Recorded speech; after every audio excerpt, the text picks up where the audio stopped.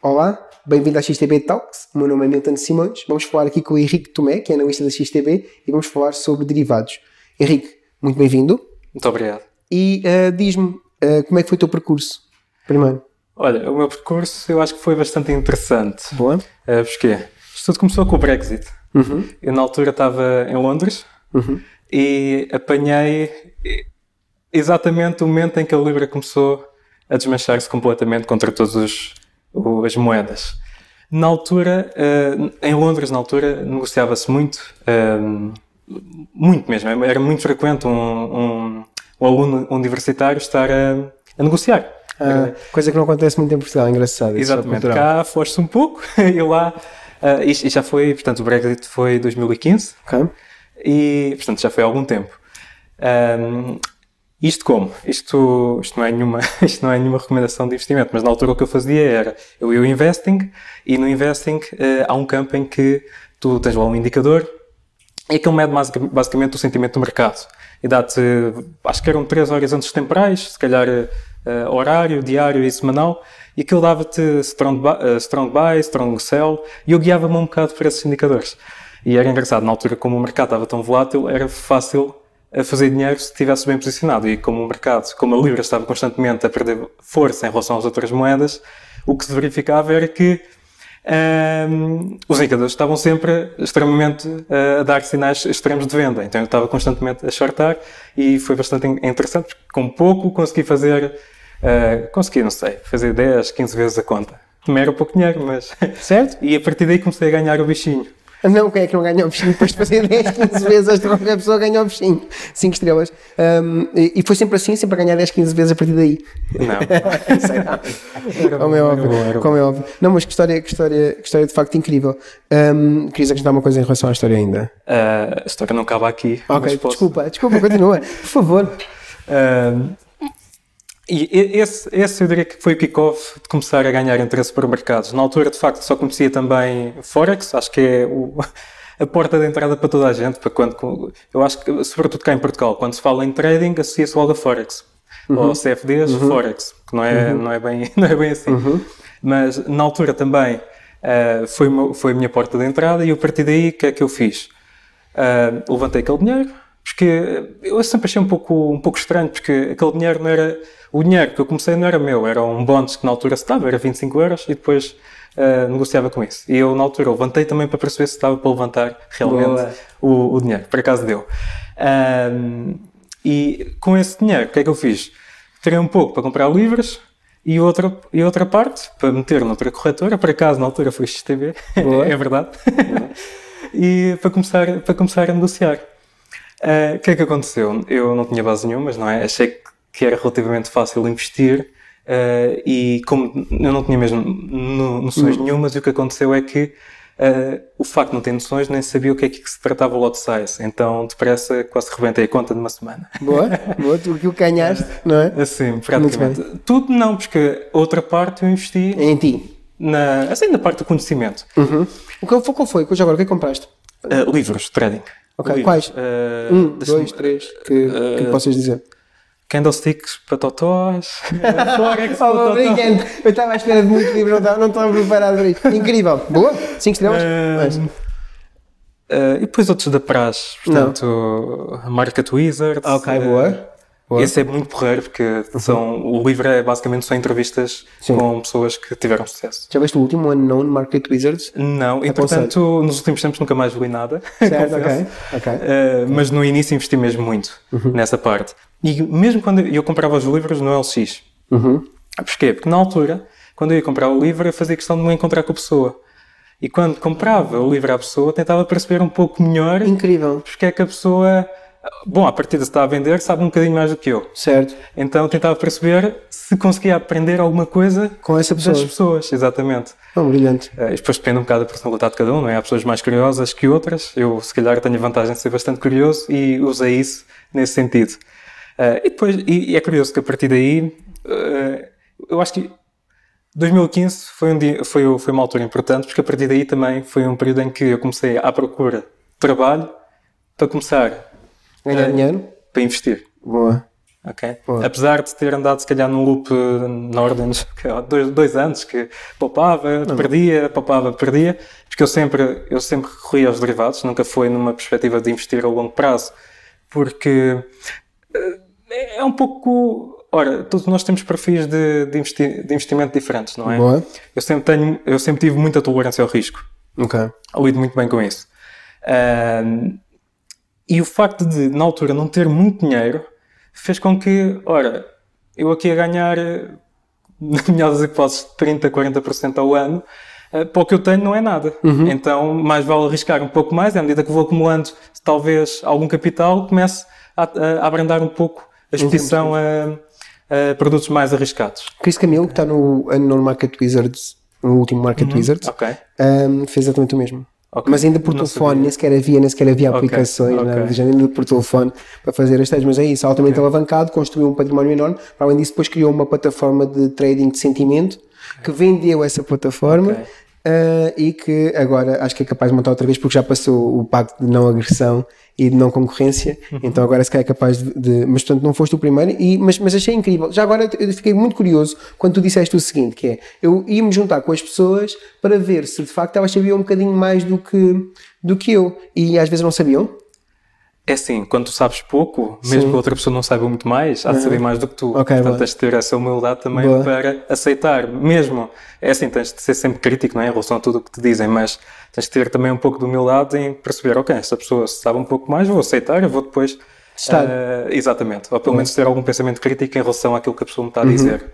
Qual foi o momento interruptor? No momento em que, tipo... Porque tu disseste, eu ganhava pouco, então passei 2 anos no loop. Qual é que foi o interruptor em que o loop desapareceu e tu percebeste, ok, agora vou ganhar dinheiro com isto? O que é que aconteceu? Não é que tu percebeste, se calhar consigo fazer isto a ganhar dinheiro. Porque se calhar tiveste momentos de desespero e pensaste assim, não, isto nunca vai dar na vida, ou não. Ou achaste sempre, estou a aprender e há de haver um momento em que se dá o clique. Sim, faz parte. Eu acho que isso, independentemente seja trading ou montar um negócio, todos passamos um bocado por isso, não é? E qual foi o momento então? Eu sempre fiz muito journaling no trading. Ok, boa. Eu cheguei ao ponto do ridículo que eu desenhava, bom, claro que não desenhava as linhas, as velas japonesas, mas desenhava ali um gráfico linear e tentava perceber, ok, eu estou a falhar aqui, eu tenho um stop curto, não tenho. Também anotava muito a parte emocional, tentar perceber porque é que eu fazia determinadas coisas se no backtesting aquilo funcionava sempre, não é? Mas depois nós quando estamos a negociar, mesmo a investir. Ou seja, o que tu estás a dizer, para ver se eu consigo perceber bem, o que estás a dizer é, havia coisas que fazias no backtesting mas depois não conseguias aplicar, ou aplicava exatamente igual mas o resultado não era o mesmo? No backtesting é fácil negociar porque tu removes a emoção. Completamente. Era isso, ok. Certíssimo. Okay. Tu não te questionas no ponto de entrada. Tu sabes que é ali e avanças um bocadinho para o tempo, nem tens que esperar 1 dia, 2 dias ou 4 horas. Acontece, sabes? E então nem sofres desse stress ou ansiedade.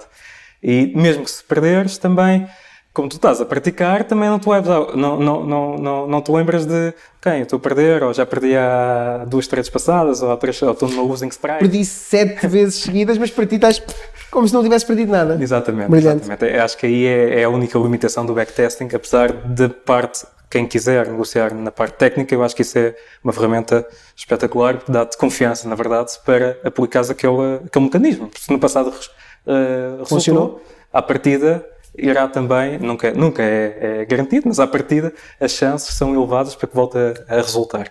Muito bem. Então, e o momento interruptor foi? Qual foi o momento em que tu pensaste assim, se calhar consigo viver disto?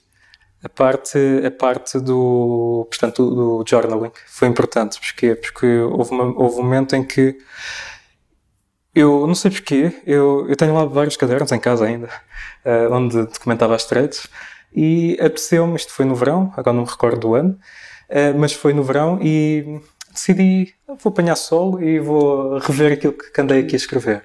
E de facto havia coisas parvas que não fazia sentido e que eu já andava a fazer transição para que as coisas começassem a correr melhor. E eu acho que aí foi mesmo o trigger para... É isto que eu estou a fazer mal, portanto tenho que deixar de fazer isto. Exato. E fazer o que está certo naquele momento. O Ray Dalio tem um processo muito interessante que ele... No Principles? Julgo que sim, sim. Que é Pain plus...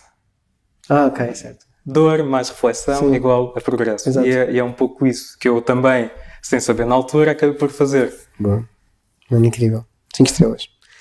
Muito bem. Tu falaste aí de derivados.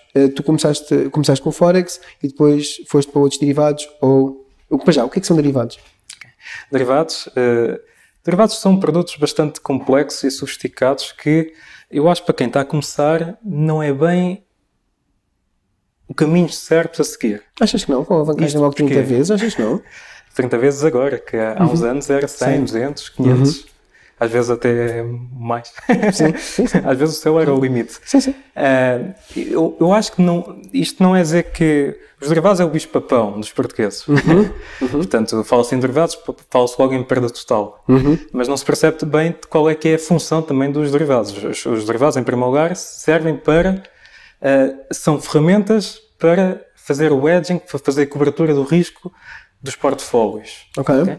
Há quem, efetivamente, sabe muito bem a negociar derivados, mas os derivados também não são só CFDs. Derivados temos futuros, temos forwards, cá não se usa muito, mas forwards, opções também. Swaps? Temos vários tipos de derivados. Cá na Europa usa-se muito os CFDs, nos Estados Unidos foi banido, portanto é alternativa aos futuros. Mas aqui, em Portugal em específico, é quase o bicho-papão. Portanto, acho que aqui a imagem do CFD está bastante negativa. Como é que achas que se contrariava essa imagem? Se as pessoas percebessem o quê? Eu acredito que com o tempo a opinião e a forma como as pessoas olham para os CFDs, para os derivados, eu acho que vai mudar. Nós em Portugal sofremos um pouco da falta de cultura de investimento. Fala-se muito da questão agora da literacia financeira. E o facto da pessoa também não saber bem em que produto é que está a investir ou qual é que é o instrumento que eu vou começar a usar não tendo bases, eu acho que isso pode prejudicar. E isto é como tudo. Se eu tiver intenções de começar a investir, mas quando vou investir tenho uma má experiência, a probabilidade de eu me manter aqui é muito reduzida, portanto não vou voltar. Agora, se eu tiver uma boa experiência, muito provavelmente, que foi como aconteceu na altura do Brexit, que continuo cá durante pelo menos mais tempo. Como é que se usa um derivado como o hedging factor?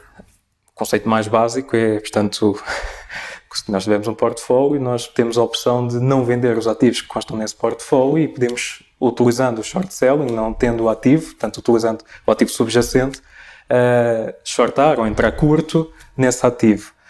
Em teoria, isso faz com que, em momentos de baixa, conseguimos, pelo menos, atenuar as perdas e, eventualmente, até gerar lucros. Portanto, isto é o conceito mais básico que se pode dar para os derivados. O facto de estar alavancado faz com que possas ganhar mais, mas, ao mesmo tempo, também possas perder mais de forma mais rápida.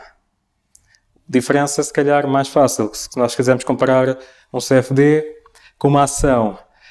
se eu fizer um mau investimento numa ação, ao menos eu tenho ação. Não é? Só perdes quando vendes. No CFD, se aquilo correr mal, se não tiveres o stop loss, aquilo vai atingir a margin call. Se tiveres o stop loss, vais atingir aquele valor, vais perder o dinheiro e perdeste o dinheiro, não é? Se começaste com 100, se perdeste 20, só tens 80. Qual é o tipo de estratégia que regra geral utilizas para fazer trading Já agora, scalping, day trading, swing trading, o que é que tu costumas fazer? Ao longo dos anos mudei muito as estratégias e também acho que por via daquilo que eu fui experimentando e aquilo que à medida também me vou conhecendo melhor para perceber o que é que funciona melhor. Eu atualmente estou mais numa estratégia de macro trading. Okay? Uso mais o sentimento de mercado, uso mais também os ciclos de mercado, chamados os business cycles, para não só gerir o portfólio, como também perceber qual é que é a minha alocação para cada classe de ativos e cada vertente do portfólio. Okay? Eu, por vezes, tenho mais exposição a derivados, por vezes tenho menos exposição a derivados. Eu, num bull market, não quero ter muita exposição a derivados. Porquê? Posso ter pouco tempo ou posso não querer assumir tanto risco. E já num bear market, ou quando há mais volatilidade, dou mais importância à parte dos derivados, porque eu acho que, enquanto trader, aquilo que tu precisas é volatilidade. Tu és escravo da volatilidade. Se não houver volatilidade, não consegues negociar. Que indicadores é que usas? Poucos. Boa. Eu uso um pouco a minha análise é minimalista também. Ok, boa. Eu acho que os meus não tens daqueles gráficos que parecem que têm esparguete lá, com montes de linhas. Sim, há aqueles memes que aquilo parece uma teia de aranha, não é? Exato. Não, lá está, há N maneiras de analisar, não é? Acho que há muitas formas que tu podes arranjar, umas até extremamente básicas e funcionar, mas eu sou da opinião que quanto mais limpo o gráfico, melhor. Ou seja, não colocar muito barulho no gráfico para depois, isto na parte do trading, para depois, quando estás a tomar decisões, não te influencie muito na tomada de decisão. Seja algo simples, que tu percebas que, ok, eu tenho isto e utilizo, e isto chega-me para basear as decisões. O que é que eu uso? Médias móveis, exponenciais, 200 períodos, 50 períodos e o RSI. Ok. Uma dica para quem quiser negociar Forex, eu uso nos indicadores só múltiplos de 6, porque o mercado Forex está aberto 6 vezes por semana, contando com o domingo. Okay? E isto é um exercício fácil de se fazer, que é, se tu fores olhar para o RSI de 14 períodos e se comparares com um de 24 períodos, tu vês que há muitos momentos em que o RSI está oversold ou overbought e que de facto não há reação no preço. Mas quando tu ajustas, tu vês que é muito mais coerente. Não é certo, mas é muito mais coerente. Que dica incrível. Muito bem. 5 estrelas. Qual é que é essa ligação que tu fazes entre a macroeconomia e... Porque era mais 2 estrelas, mais em termos de macro, não é? Entre esses elementos macro e o trading de derivados. Como é que é essa ligação? Independentemente se eu tiver... Eu não negocio só Forex, mas... imaginemos, se eu quiser só negociar Forex, eu não posso ignorar as outras classes de ativos. Porque está tudo correlacionado. As equities, bonds, commodities, está tudo correlacionado. Tudo. Como é que é essa relação? Como é que tu vês essa relação? Por exemplo, se nós quisermos olhar para o ouro, o que é que influencia o preço do ouro? Boa. Ok, podemos chegar facilmente à conclusão que é o dólar, mas temos as yields também que influenciam o ouro. Portanto, e as yields, para além de influenciarem o ouro, também nos dão, sobretudo agora, uma perspectiva sobre as expectativas sobre as taxas de juros. Nas yields nós conseguimos ver várias maturidades. Normalmente, os 10 anos é o benchmark, mas podemos olhar para maturidades mais pequenas ou mais longas. Mas, conseguindo olhar para todas as classes de ativos, tem-se uma melhor também percepção daquilo que está acontecendo no mercado e, lá está, consegues também basear melhor depois a tua tomada de decisão quando vais investir. Ok. Só podes dar 2 conselhos a quem nos está a ouvir. Quais são os 2 conselhos que tu davas? Só podes dar 2. Vamos imaginar que quem nos está a ver não quer perder dinheiro. Vamos imaginar este cenário hipotético. Então o primeiro é fácil. Força. Que é, eu acho que isto é frequente cá em Portugal, que é, eu posso investir 500 euros, investir em formação, 500 euros, ou posso começar a investir 500 euros. Qual é que tu achas que vão optar? Investir 500 euros. Exatamente. Vão perder o dinheiro, não tiveram nenhum tipo de experiência, perderam o dinheiro, não vão voltar e foi um custo desnecessário. E não aprendeu nada. Exatamente. Teve só a dor, não teve... Mesmo que esta formação não valha muito, mas quando tu não sabes muito, já te acrescenta alguma coisa. E é daí que a base começa a ser... é aí que tu começas a criar aquilo que os ingleses chamam de foundation. É a tua estrutura. Okay? Este é o primeiro conselho. E o segundo, eu diria que é para ter um pouco de calma. Eu acho que o facto de, nos derivados, estamos alavancados, faz com que haja de facto a possibilidade de... É realista, tu podes dobrar a conta numa semana. Mesmo agora com a alavancagem mais baixa, tu consegues de facto dobrar a conta numa semana. Ou perdeu em 3 dias. Exatamente. Portanto, eu acho que os mercados dão-nos aqui algo importante. É que quando estás a investir, tu olhas sempre para o risco-retorno. E na verdade, em vida é tudo assim. Se eu tiver um emprego mais estável, se calhar o meu retorno, se for monetário, é mais baixo do que se eu me aventurar um pouco. Embora quando eu me vá aventurar, o meu risco também é elevado, porque o risco daquilo poder correr mal, não é? É elevado também. E eu acho que ter paciência, eu acho que também é fundamental, porque as coisas não se pode... sobretudo num país onde não se tenha muita cultura de se investir e que é importante que instituições financeiras e também a ver-se muito no digital, que existe pessoas a tentar ajudar. Isso é importante, porque muda também um pouco o mindset das pessoas, mas é algo que leva tempo. Que leva tempo. E por isso acho que estes 2 pontos acho que são vitais e acho que a longo prazo são bastante viáveis. Boa. Qual é aqueles fatores, aquelas ocorrências de mercado que quando tu vês que aquilo acontece, um padrão, um setup, seja o que for, nunca o quiseres, ficas contente, assim, é agora. Alguma coisa que ficas extremamente contente, ainda que saibas que pode correr mal, mas tu ficas extremamente contente quando alguma coisa acontece no mercado que sabes que em princípio o retorno aí será positivo. Eu acho que depende de vários graus. Isto já me aconteceu na pandemia, que eu estava a fazer umas análises e tinha visto que de facto isto é alguma coisa estranha com o petróleo. Antes dos preços atingirem níveis negativos e antes de haver sequer pandemia. Ok.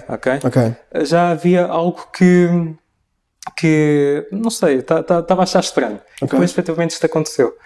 E o facto do preço ter caído do pico e depois ter-se refletido com aquilo que eu estava a Estavas a shortar o petróleo? Por acaso não. Porquê?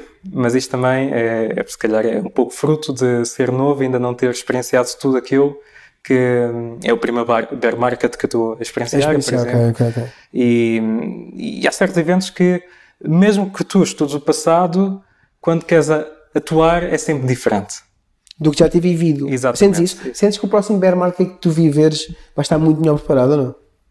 Sem dúvida. Não é? Sem dúvida. Também sem acho. dúvida. Acho que a cada bear market isso acontece. Sem dúvida alguma. Embora tenha utilizado as alavancas de defesa que tinha já pré-definido, mas que eram? Acho que consegui reduzir alguma exposição a tempo. Antes das correções. Vamos cometer outros erros e que faz parte. Claro, sem dúvida alguma. Tenho uma questão que é, tu costumas fazer trading nos dias em que há, por exemplo, um anúncio de um CPI ou algum género? Depende um bocado. Qual é o raciocínio para eu vou entrar e vou fazer aquela coisa ou eu vou estar quieto só? Eu pondero sempre. Se quero. E esta ponderação baseia-se muito com uma coisa, que é se eu tenho margem ou não para ter esta abordagem um pouco mais arriscada. Ou seja, se eu tiver lucros do último mês ou das últimas semanas, estou mais confortável para ter uma atitude um pouco mais arrojada. Depois, dentro dessa decisão, tentar perceber, vou recorrer a derivados ou vou comprar sem ser alavancado. E depois meço também o risco e o retorno. E expectativa, imagina, expectativas em relação ao aumento de taxa de juros ou ao aumento de taxa de juros por parte dos bancos centrais. É uma coisa que tu pensas que te ajuda a fazer trading no cenário macro ou não? O que é que tu avalias no cenário macro mesmo? No cenário macro, imagina um quadro enorme, pintado. Se eu estiver próximo do quadro, só vou ver de uma perspectiva. Boa. Se eu me afastar, eu consigo ver uma perspectiva mais ampla. E é isso que a macro me ajuda. Eu consigo, com base na macro, perceber o que é que está a acontecer, porque é que está a acontecer e tudo o que acontece não me surpreende. Consigo encontrar uma explicação. Agora vais-me perguntar, mas beneficias disso? Diretamente não, mas depois indiretamente sim, porque ajuda-me a posicionar se eu quero estar longo ou curto no dólar, mesmo que não tenha a posição aberta, mas a minha bias, se eu quero estar longo ou curto no ouro, se quero ou não comprar ativos de risco, equities ou cripto. Tens um ativo preferido ou não? Um ativo para negociar ativamente? Sim. Imagina, há traders que têm, não é? Sim. Aliás, eu conheço traders que vivem só, por exemplo, a fazer trading, por exemplo, só da ação da Apple. Exato. E eu acho que isso também é um bom princípio. Há pouco perguntaste-me 2 conselhos. Se tivesse um terceiro, se calhar ia recomendar esse. Que era, eu acho que de facto, se nós escolhemos só um ou poucos ativos, eu acho que mais depressa conseguimos dominar esse ativo do que se tivermos uma lista enorme de opções. Porque é muito difícil teres capacidade de estar atento, sobretudo se te guiares por price action, de estar atento a todos os ativos. É muito difícil, são muitas combinações cambiais, há muito ativo, Há muitos. Eu não sei, eu percebo muito pouco de Forex. No entanto, a ideia que eu tenho eu acho que há pessoas que às vezes estão na mesma trade, em vários pares diferentes e não se apercebem disso. Basicamente porque se vão movimentar mais ou menos da mesma maneira. A pessoa pensa que tem uma posição ali, tem 2 ou 3 posições, que é quase a mesma posição. Sentes isso ou não? Confesso que não te sei responder a essa questão. Mas eu não sinto, porque eu sei, há formas de calcular a correlação entre os pares. Okay? Agora, acredito que talvez tenha a ideia de que, ok, se eu tiver longo no dólar, eu posso diversificá-lo e eu compro o euro-dólar, dólar-iene. Certo, exato. E na verdade, se calhar, depois o outcome não é o mesmo. E depois há moedas também mais voláteis do que outras. Portanto... qual foi o melhor trade que já fizeste? O melhor trade que eu fiz foi de forma passiva. Então, foi comprar cripto. Boa. Há 2 anos. Boa. E ter, não sei, um retorno muito grande. Foi mesmo buy and hold, não é? Mais ou menos. Comprei Ethereum. $90. Ok. E 90. Utilizei depois a outra parte para altcoins. Altcoins fazia trading. Mais valias para Ethereum. Ok. E Ethereum fazia hold, altcoins fazia trading. Ok, bom. Em cripto não fazia com derivados. Porquê? Porque já era, a variação já era maior e eu, nessa altura, já tinha mais capital do que tinha quando comecei. Okay. Lá está, medir um pouco também o que é que se adequa melhor consoante a fase em que tu te encontras. Okay? Mas diria que foi de longe o melhor trade e investimento que eu fiz nos últimos tempos. Vendeste, não? Vendi. Boa. Grande parte. E depois perdi noutros... Sim, claro, como é óbvio. Mas, tendo em conta a oscilação do mercado, mas vendeste em que momento? Podes dizer não? Dos 90 até aos? Lembras-te, não? 3.000 e qualquer coisa. Dólares. Incrível. Parabéns. O que é que eu ia dizer aqui? Tu falaste um bocadinho em sentimento. Como é que o sentimento entra nas tuas trades? Ou já não entra? Foi só uma coisa que entrou naquele momento? Não, entra sempre. Como é que tu avalias? Ora bem, o mercado baseia-se com expectativas do que pode acontecer no futuro. Um bom exemplo, a guerra. No período em que existia o medo em que há ou não há invasão, vão ou não vão invadir, quando é que é, hoje, amanhã, o mercado caía. Houve invasão, caiu mais. A partir daí, nunca mais caiu. Enquanto os mercados odeiam incertezas. É verdade.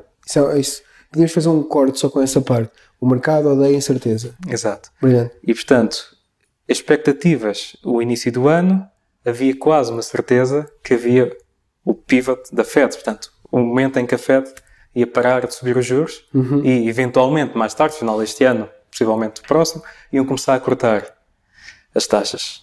E isso fez com que, na altura, houvesse ali uma janela de esperança em que tudo o que era ativos de risco, equities e cripto, que estão enquadradas na mesma classe, subisse muito, porque havia certeza de alguma coisa. E eu vi muito por isso. Agora a questão da crise dos bancos, eventualmente mais aqui para a frente pode haver a questão sobre o facto das economias estarem a crescer a um ritmo muito lento, ou não estarem a crescer.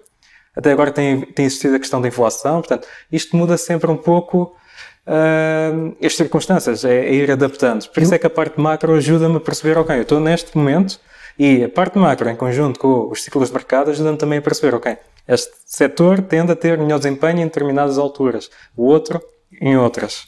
Okay? E como é que tu exploras essa visão? Eu tenho... Dá um exemplo de uma trade, qualquer coisa, não sei. Queres que eu explique passo a passo? Sim, o raciocínio, sim. Eu tenho um dashboard onde tenho a análise macro toda feita. Como dá muito trabalho, faço só sobre a economia americana. Okay?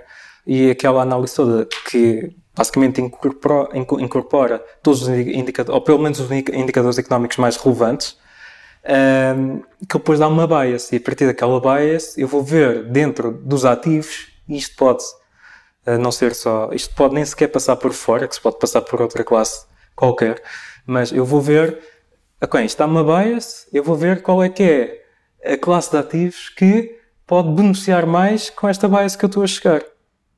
Muito bem. Okay? Sim, e a partir daí, lá está, uso a análise técnica para saber onde é que me posso posicionar. A diferença do trader de retalho, do trader institucional, é que, enquanto institucional, tu se calhar usas 80% fundamental e 20% de técnica. No retalho, se calhar é 99% técnica ou 80% de técnica e uns pozinhos de fundamental. Mas tem, em ambas as abordagens têm algo em comum, que ambas dão-te o ponto de entrada. Agora, aquilo que te dá a duração, isto é indiscutível, é fundamental, não é a tendência que foi quebrada no dia 22 de março do ano tal, que vai ditar que vamos... Daqui a 3 meses... vai cair tudo. No dia à tarde... Que, sim, não é quebra, não é o head and shoulders perfeito que vai ditar que a Bitcoin vai aos zero, não é isso. Certíssimo. Ok? Muito bem. Muito bem, excelente. Tu falaste em indicadores económicos mais relevantes. Qual é que achas que é o mais relevante? Se tivesse escolher um. Imagina, não, vou pôr aqui uma coisa, que é, tens só podes ter acesso, só podes saber neste momento para sentir o clima da macro, não é? Só podes utilizar 3 indicadores macroeconómicos. Qual é que utilizavas? Uns que não variam muito consoante o tempo, algo intemporal. M2 Money Supply, que basicamente mede o dinheiro que está em circulação, que por sua vez também acaba por influenciar as questões de liquidez. Claro. Se houver mais liquidez no mercado, o que é que acontece nos ativos? Tendem a valorizar. Se houver menos liquidez, por isso é que se fala tanto do quantitative easing e o quantitative tightening. Quantitative easing foi o que nós vimos em excesso. 3 anos. E em excesso no período da pandemia, em que vimos que tudo subiu exponencialmente. Mas agora estamos numa fase em que estamos a ver ainda um bocadinho só, mas o quantitative tightening estamos a ver o mercado também a descontar um pouco do excesso de liquidez. Portanto, eu acho que tudo o que sejam indicadores que sirvam para medir a liquidez do mercado, acho que é vital. Eu diria também que mercado de trabalho e diria inflação. Ok. Como é que o mercado de trabalho impacta? O que é que tu ias extrair do indicador do mercado de trabalho? É muito difícil tu olhares só para um indicador de forma... só para um indicador. Estamos em quantitative tightening e o mercado de trabalho está ótimo.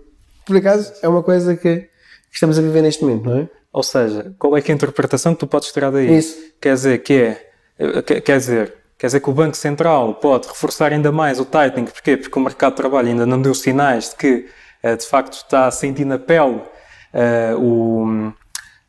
austeridade, se quisermos assim dizer.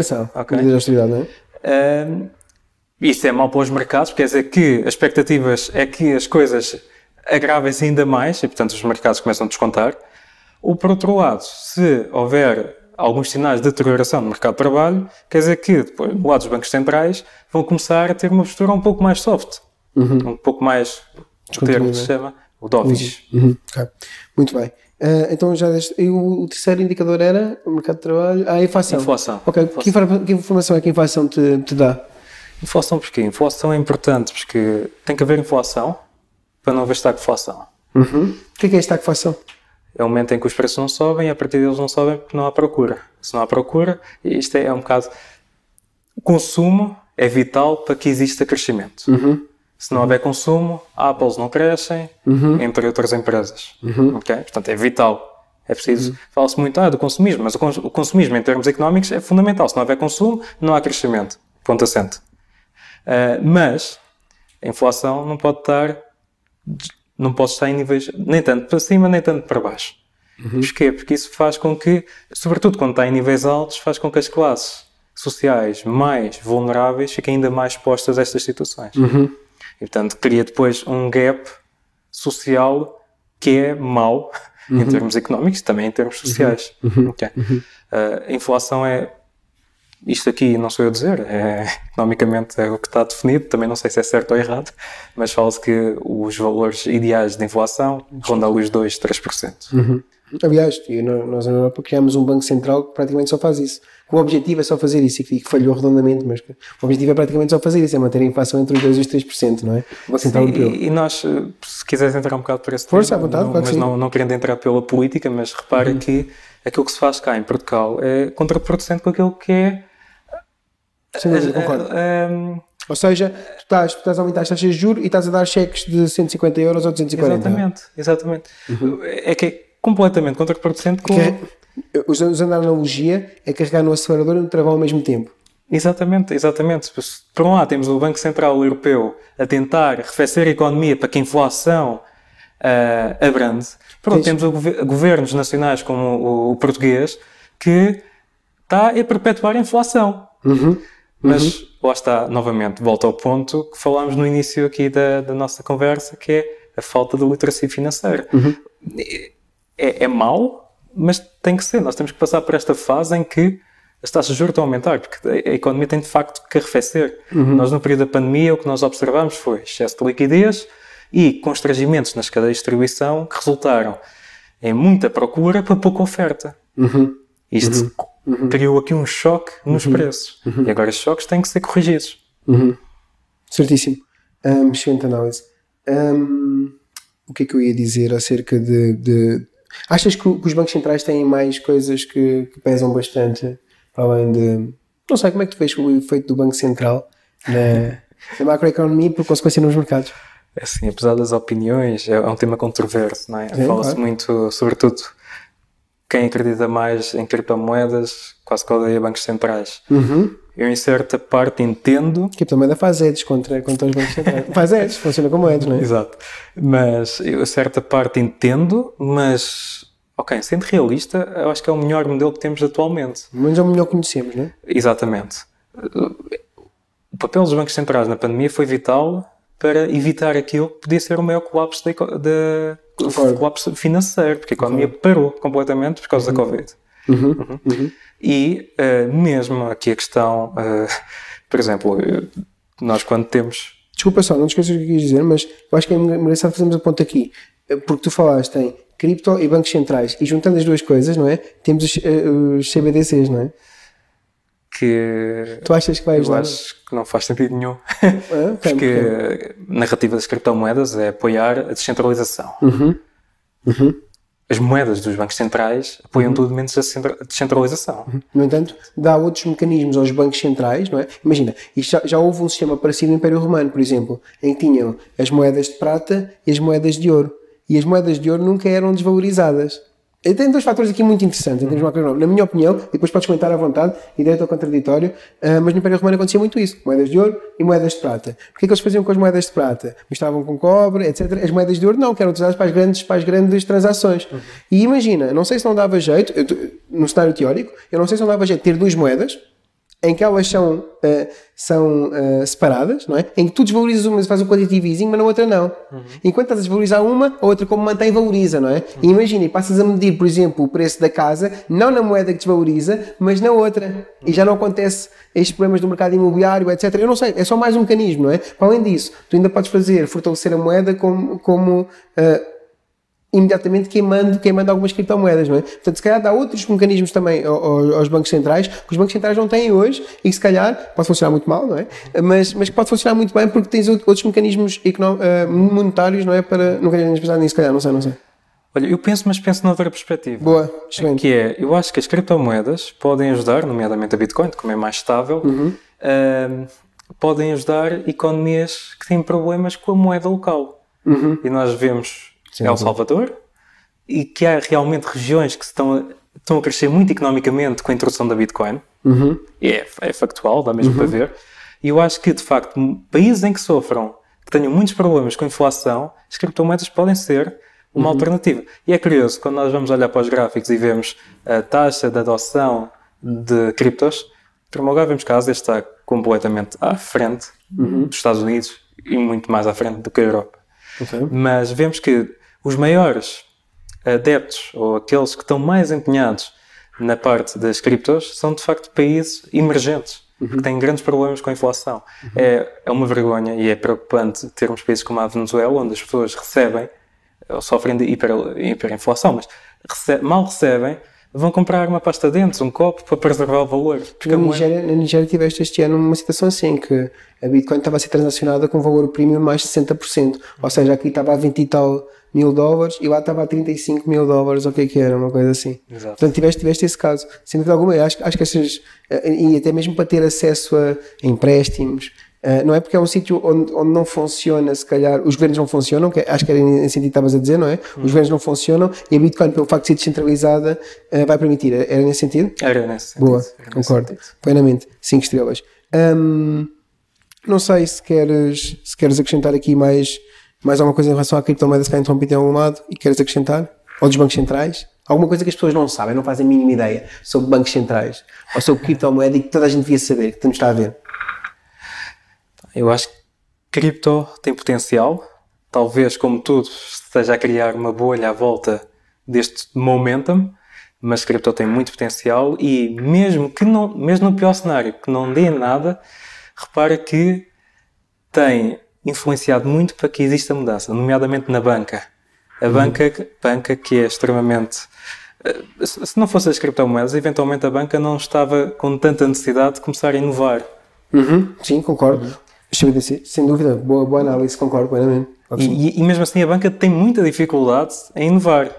E eu acho que aqui o fenómeno de criptomoeda, eu acho que mesmo que não dê nada no pior cenário, eu acho que é bom porque promove aqui alguma mudança e alguma vontade de inovar nos sistemas que conhecemos atuais. Portanto, eu acho que para mim é a grande utilidade das criptos, embora eu também veja que a tecnologia blockchain seja muito interessante, mas ao mesmo tempo muito difícil de aplicar. Porquê?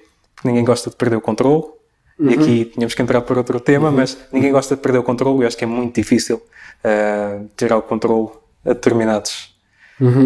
Sem dúvida, sim. Ninguém vai querer, obviamente, sair, não é?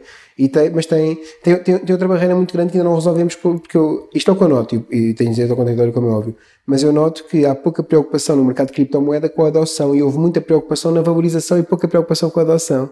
Porque se já tivesse havido maior preocupação com a adoção e tivéssemos uma tecnologia mais amiga do utilizador, se calhar toda a gente diz, é como o Facebook, sabes? Toda a gente diz assim, quando apareceu o Facebook, toda a gente diz, eu nunca vou ter Facebook na vida. Pô, passado um ano tinha o Facebook. Pior, depois surgiu o Instagram, já tenho Facebook, nunca vou ter Instagram. Passado 3 meses tinha o Instagram, certo? E aquilo que as pessoas dizem, aquilo que acontece realmente, normalmente vai a uma distância muito grande. E aquelas pessoas dizem, nunca vou ter Bitcoins na vida, isso não faz sentido nenhum, se a adoção fosse mais amiga do utilizador e as pessoas percebessem a vantagem, isso acontecia. Porque eu acho que há setores que precisam de criptomoeda como do dia para a noite. Eu vou-te dar por exemplo, os eventos, os concertos, etc. Imagina, através dos tokens não fungíveis, por exemplo, dos NFTs, imagina que tu és o Bono do YouTube e vens aqui dar um concerto. O que é que acontece? Tu vais esgotar o concerto, não é? E vão ser bilhetes teus vendidos em mercado secundário. Não é? Quanto dinheiro é que o Bono faz com o mercado secundário? 0. Não é? Se fosse em versão NFT, se o bilhete fosse em NFT, não tinhas o problema da entrada, de já passou uma vez, já não vai passar outra vez, não tinhas esse problema. Aquilo é único. Um problema resolvido. Segundo problema, o Bono podia dizer que, ok, podem vender em mercado secundário, e até era mais seguro, porque já não sabias, já tinha certeza que não estavam a vender um bilhete falso. Podes vender em mercado secundário e cada vez que houver uma transação, fica com 10, 20, 30, 40%, seja o que for. Fazemos todo o dinheiro. E o Bono, se calhar em vez de precisar de dar 20 concertos por ano, dava um e fazia o dobro do dinheiro. Certo? Eu peço desculpa ter buscado o Bono, não quero ofender ninguém. Mas portanto, eu acho que há setores, e se estas coisas passassem, não é? As pessoas vissem, se o Bono soubesse que isto existe e tinha essa vantagem, se calhar queria. Não é? E acho que no mercado de cripto tem havido muita pouca preocupação com a adoção e muita preocupação com a valorização da tecnologia sem ela ser nada. Isto aconteceu nos .com, concordas ou não? Os .com achas que é igual? Eu não sei até que ponto é que concordo na parte da adoção, porque falando nas .coms, há pouco tempo circulava a comparação da adoção cripto e a internet. Não está assim tão diferente se formos a ver. Agora, eu acho que sim, e aí concordo plenamente contigo. Não é user-friendly, sobretudo quando tu queres ir mais a fundo. Se quiseres investir em projetos DeFi, é de todos user-friendly, não é fácil. Aliás, compra-se cripto de forma também vai um pouco contra a essência de cripto, não é? Eu compro numa corretora centralizada. Boa, excelente análise, concordo plenamente. Não é esse o meu objetivo. O objetivo da cripto é tu és o detentor dos teus próprios tokens, não é?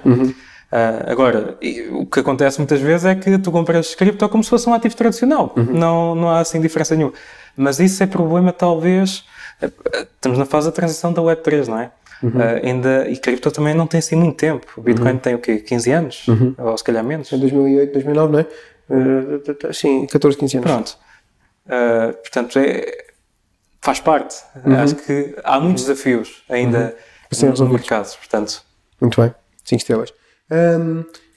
Portanto, achas, último conselho, não é? Alguém está-nos a ver, já que eu vou falar em cripto, nunca investi em cripto agora, depois de ouvir esta conversa, ter ouvido aí algumas coisas que vocês disseram, vou querer investir em cripto. 100% em cripto? Depende, eu acho que é assim. Depende do teu perfil de investidor, em primeiro lugar. Okay. Cripto, o mercado é muito volátil.